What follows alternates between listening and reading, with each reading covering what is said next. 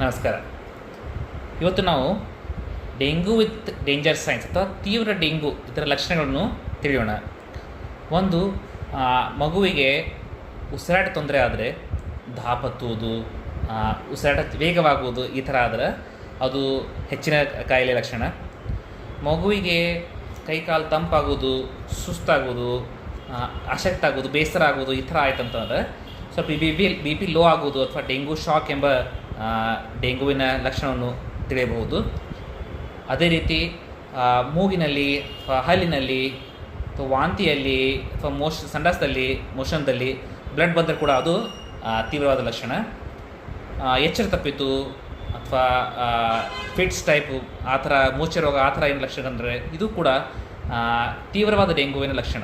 So ಈ ಲಕ್ಷಣಗಳಲ್ಲಿ ನಾವು ಸ್ವಲ್ಪ ಡಾಕ್ಟರಿಗೆ ಬೇಗ ಭೇಟಿಯಾಗುವಂಥ ಪ್ರಯತ್ನವನ್ನು ಮಾಡಬೇಕು.